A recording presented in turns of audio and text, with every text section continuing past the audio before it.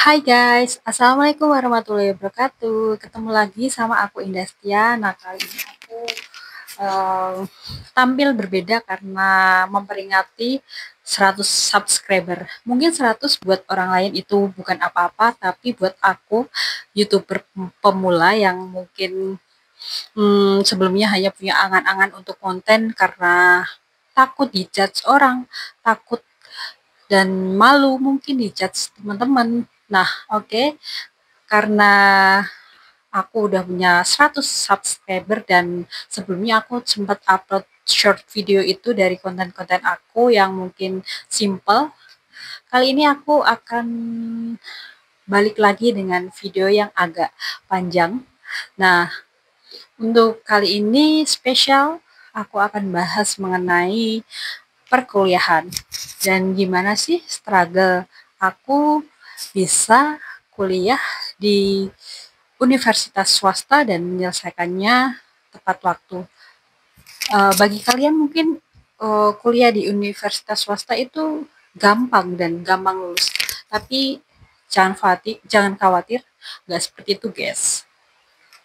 Di perkuliahan swasta itu tetap lulusnya tetap kita usahain sendiri.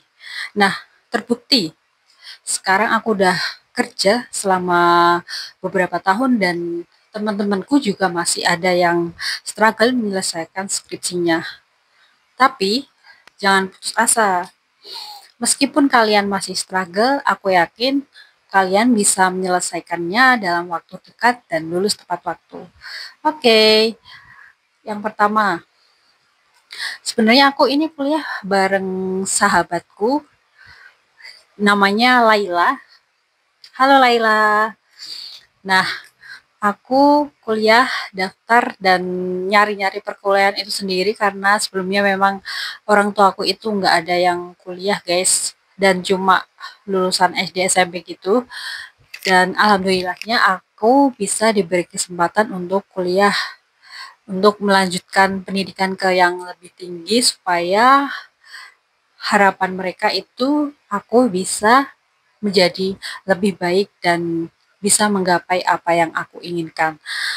Nah, asal-usul aku milih kuliah itu karena aku sebenarnya iseng dan searching-searching aja sih kampus mana yang sekiranya bisa aku reach apa sih namanya aku jangkau dan dari biaya perkuliahannya, kualitas kampusnya dan jaraknya. Nah, kebetulan aku itu kuliah di Solo dan sebelumnya aku juga pernah ikut SBMPTN 2 kali dan selalu gagal dan gak diterima guys. Ya mungkin bukan rezeki aku di universitas negeri ya. Nah, tapi aku sih masih punya harapan nanti bisa lanjut S2 di universitas negeri di Indonesia atau barangkali ada kesempatan aku bisa kuliah di luar negeri. Amin. Manifestasi guys. Oke, lanjut. Untuk memilih jurusan kalian itu kalau punya orang tua yang emang udah bisa tahu dan bisa ngarahin, kalian boleh kok ikut sama orang tua kalian, tapi kalau kalian emang pengen menentuin kayak jurusannya sendiri itu juga boleh, tapi kalian harus yakin bisa menyelesaikan kuliah sampai akhir dan jangan sampai kalian putus kuliah karena emang ngerasa salah jurusan dan atau macet di jalan karena nggak cocok nih ternyata jurusan ini. Jangan ya guys, usahakan kalian itu berpikir lebih jauh lagi, bisa menyelesaikan uh, kira-kira bisa nggak sih, kalian nyelesain kuliah di bidang ini gitu guys. Aku daftar itu ke Solo naik motor cuma berdua sama teman aku dan yang pertama kali daftar tuh aku nggak diterima guys di kampus swasta. Buat yang bilang masuk kampus swasta itu gampang, mungkin dulu menurutku ya gampang-gampang susah guys. Karena memang pertama kalinya aku ke Solo bareng sahabat aku tadi itu nggak diterima. Dua-duanya dari kami itu nggak diterima. Nah, di hari berikutnya kami datang lagi ke Solo dan alhamdulillahnya kita lolos, dan lolosnya itu kebetulan di jurusan yang sama, yaitu ilmu komunikasi. Nah, kemudian setelah itu kita kuliah dan menjalani hari-hari yang mungkin cukup menyenangkan bagi aku, tapi di kuliah itu juga ada yang namanya organisasi, dan di organisasi pun kita itu ada seleksinya, guys. Aku juga kalau sekarang disuruh kasih kalau sekarang disuruh mikir, ngapain ya organisasi kampus itu pakai ada seleksinya? Kan kita itu pengen ngembangin diri gitu loh. Kenapa nggak diberi wadah yang tanpa seleksi? Walaupun kita tuh mau ikut organisasi ya mau ngembangin, nggak punya skill, nol skill tuh harusnya boleh lah diterima. Kayak nyari kerja aja, guys. Kalau kalau dipikir-pikir kayak gitu sih, guys. Ternyata karena aku dulu sempat ikut organisasi yang di kampus di jurusan gitu, kayak ada himpunan sama organisasi radio itu, dan emang nggak diterima, guys. Nggak tahu ya, guys. Emang wawancaranya juga kayak nggak ngotak banget, kayak ada interview inilah, interview itulah, guys. Dengar buat anak-anak kampus.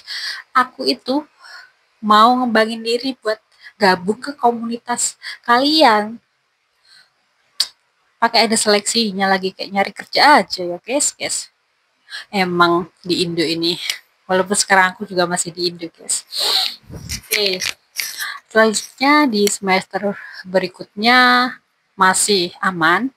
Terus semester berikutnya lagi itu ada badai yang namanya COVID-19. Nah, di kali ini kita nggak mau itu terpaksa full camp dan libur di rumah, ngerjain tugas di rumah full, nggak kemana-mana. Dan ini mulai merasa kalau perkuliahan itu kadang butuh teman, butuh circle supaya kita nggak ketinggalan info. 2 tahun selama kuliah itu aku sempat WFH atau kuliah jarak jauh. Nah, itu mungkin sangat nyaman banget sih, dan cocok bagi kita yang hemat budget atau emang finansialnya lagi tipis. Itu sangat membantu banget karena kita nggak kehilangan uang buat bayar kos, nggak kehilangan uang buat makan dan lain-lain, guys. Terus akhirnya setelah COVID-19 berakhir, kita masuk kuliah dan itu ketemu teman-teman ya cukup sangat menyenangkan ya, guys, karena udah bertahun-tahun kita uh, belajar dari jarak jauh, nggak ketemu, mungkin cuma chatan ke beberapa teman aja. Nah, ini nih ketemu sama teman-teman lagi ya cukup senang. Nah, tapi dari sini kita tahu, guys, kalau di perkuliahan itu tentunya ada circle-circlean. Kalian kalau mau cari kelompok atau apa itu, ya biasanya kelompoknya ya circle-nya sendiri, guys, kalau nggak diatur dari dosennya. Nah, buat kalian itu, aku harap kalau masuk kuliah itu jangan lupa bergaul sama temen-temennya supaya nanti itu nggak dikucilin dan nggak nggak bingung nyari kelompok itu, guys. Bukan aku merekomendasikan untuk circle-circlean, tapi ini mungkin nasihat dari aku supaya kalian itu nggak merasa hidup kalian itu sendiri atau kalian merasa dikucilkan. Nah, sebenarnya itu kalian nggak dikucilkan kok, guys. Kalian itu cuma butuh berbaur dengan yang lain. Nggak apa-apa kok temenan sama yang lain. Kalau misalnya ada kebiasaan buruk mereka ya jangan diikuti, ikuti aja yang kebiasaan baik dari mereka, guys. Oke, terus waktu itu kita langsung ambil kayak mata kuliah sebelum skripsi, kayak bikin proposal gitu. Nah, itu mulai ada gambaran buat kita mau neliti apa nih ke depannya. Nah, itu juga ada dosennya tersendiri yang membimbing, tapi satu kelas itu masih sama. di semester berikutnya kita mulai skripsian. Nah, ini part yang seru. Usahakan kalau skripsian itu kalian nyari-nyari info ya guys, supaya lulusnya nggak kelamaan. Itu biasanya di kampus-kampus tertentu itu ada cara buat lulus cepat. Misalnya kalian bisa publish, kalau di kampus aku sendiri misalnya kalian bisa publish jurnal atau publish apa ya, kayak penelitian kalian gitu loh guys. Dan kalian itu nantinya nggak usah ikut yang namanya sidang skripsi. Nah, aku sendiri itu ikut konferensi internasional atau ICCE. Nah, itu diselenggarain sama prodi aku, dan kebetulan aku dapat dosen yang cukup keren dan ambis. Beliau sangat merekomendasikan aku untuk ikut di konferensi itu, walaupun mungkin bahasa Inggrisku cukup kurang banget dulu. Nah, sekarang mungkin ya masih kurang, tapi agak-agak improve sedikit lah guys. Beliau itu sangat membimbing anak-anaknya buat ikut yang namanya program ICCE itu.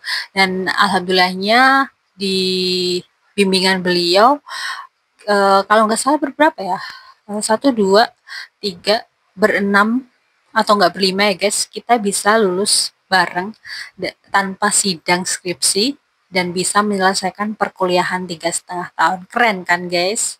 Nah, kalian itu juga jangan mager-mager nanya-nanya ke orang lain buat gimana sih cara nyelesain skripsi itu dengan cepat dan tepat, gimana sih cara nyelesain itu skripsi itu dengan gampang dan mudah. Misalnya tips-tipsnya itu apa, atau misalnya tips menggunakan Mendeley itu seperti apa, atau yang lain guys. Kalian itu tetap nanya ke orang lain yang lebih berpengalaman ya guys, usahakan seperti itu. Oke, mungkin cukup itu aja sih. Kalau struggle yang lain itu mungkin akan aku ceritain lebih lebih apa sih, intimasi, lebih dekat, lebih close nanti di video berikutnya. Misalnya struggle tentang finansial atau biaya kuliah atau yang lain-lain lah seputar kehidupan kuliah itu gimana. Oke, sampai jumpa. Selamat pagi. Dadah. Wassalamualaikum warahmatullahi wabarakatuh.